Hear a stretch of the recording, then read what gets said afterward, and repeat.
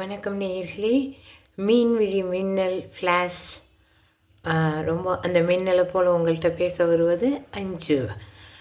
இன்றைக்கு இளம் பெண்களே, அது கல்லூரி மாணவர்களாக இருந்தாலும் சரி, பள்ளிக்கு போகிற இளம் பெண்களாக இருந்தாலும் சரி, உங்களுக்கு இன்றைக்கி ரொம்ப முக்கியம் வாய்ந்த ஒரு விஷயத்தை பற்றி இந்த அஞ்சு உங்கள்கிட்ட பேச போகிறா.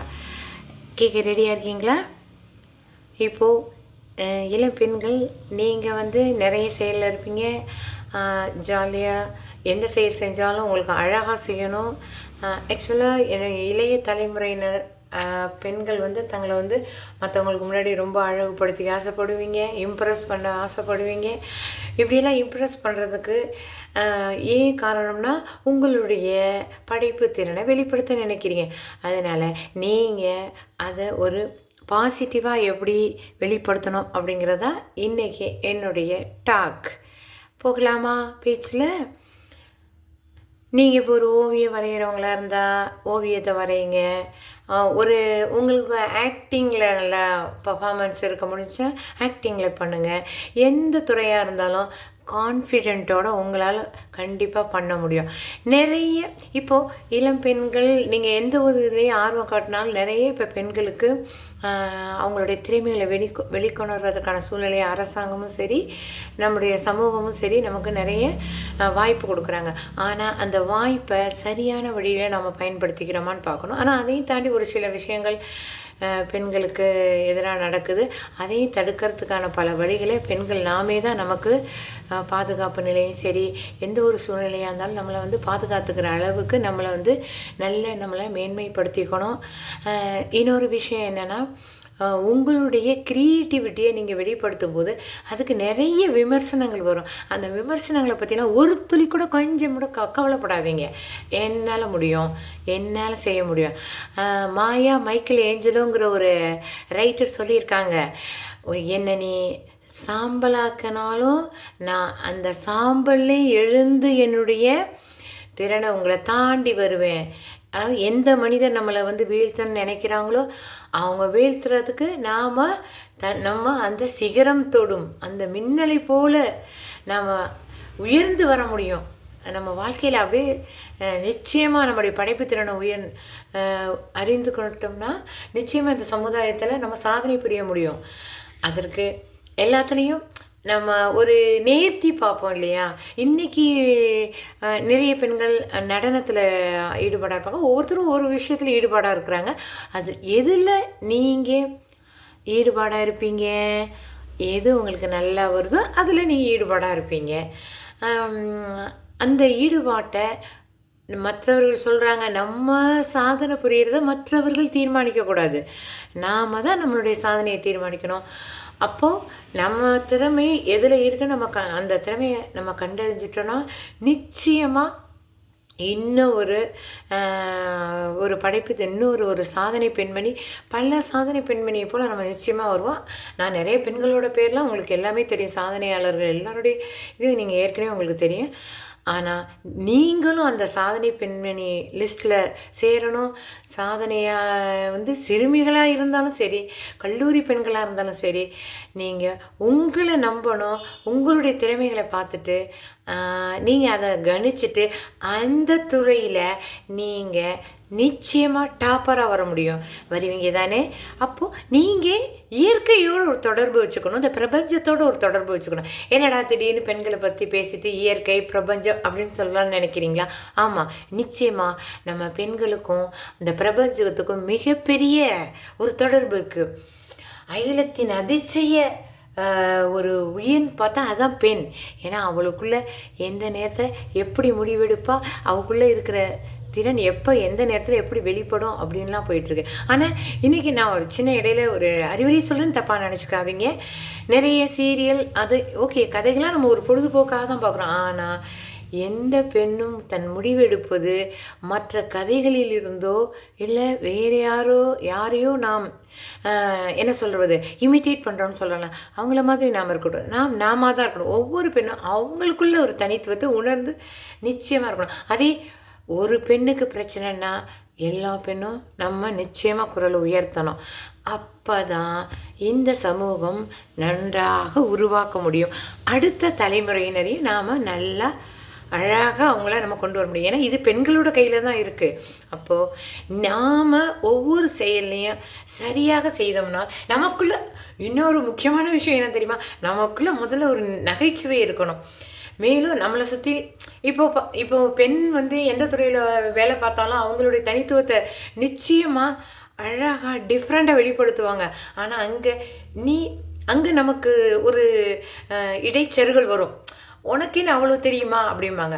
அதையும் நம்ம பொறுமையாக ஏற்றுக்கிட்டு நம்மளுடைய திறமையை நிச்சயமாக வெளிவரலாம். அந்த திறமையை நம்ம வெளிப்படுத்துறதுலேருந்து நம்ம ஒரு துளி கூட தவறி விடக்கூடாது.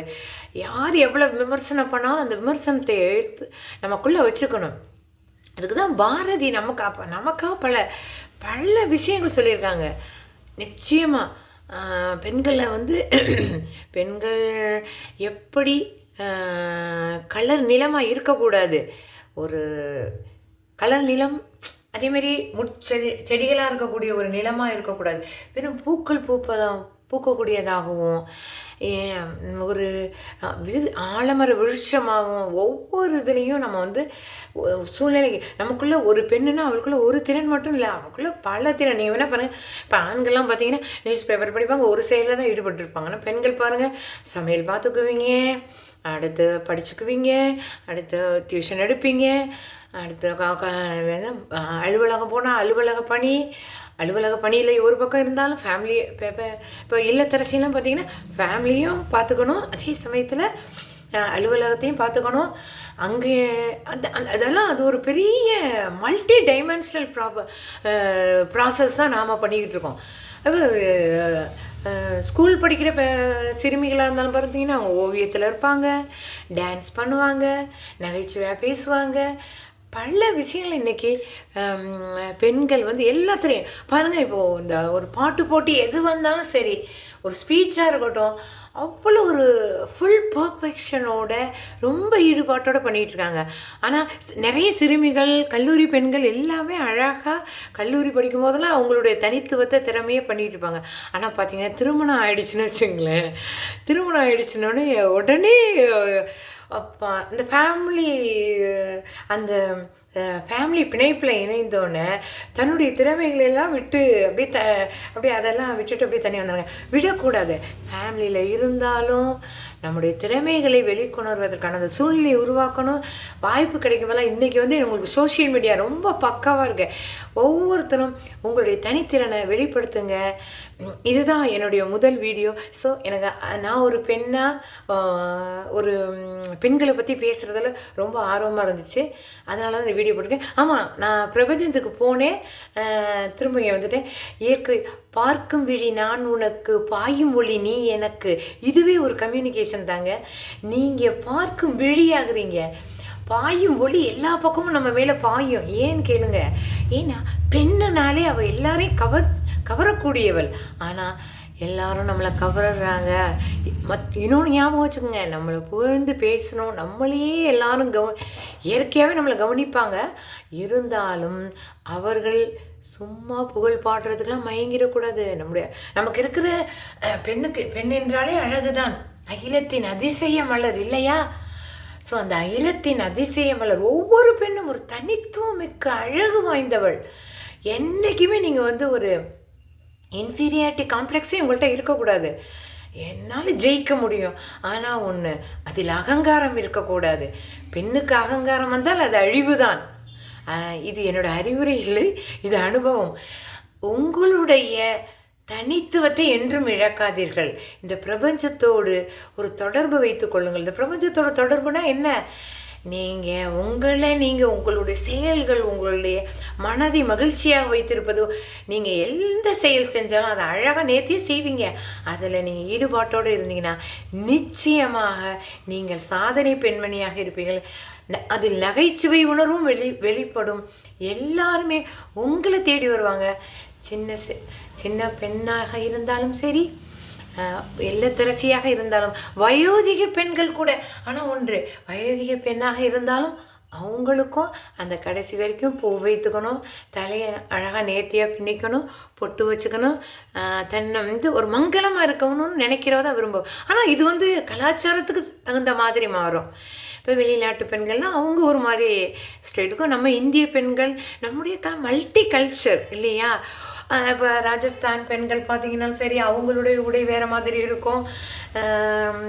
ஒவ்வொரு மாநிலத்தோட பெண்களும் ஒவ்வொரு மாதிரி உடை அணிந்திருப்போம். நம்ம தமிழ்நாட்டு பெண்கள், கேரள பெண்கள் அப்போ அவங்க அந்த வெள்ளை நிற உடையில் வந்து அந்த அந்த கேரளா என்ன சொல்கிறது கதரில் அவங்க வந்து விதவிதமாக அணிஞ்சிட்டு வருவாங்க. அவங்க ஒரு மாதிரி இயற்கையாகவே அவங்க வேறு மாதிரி ஒரு அழகாக இருப்பாங்க.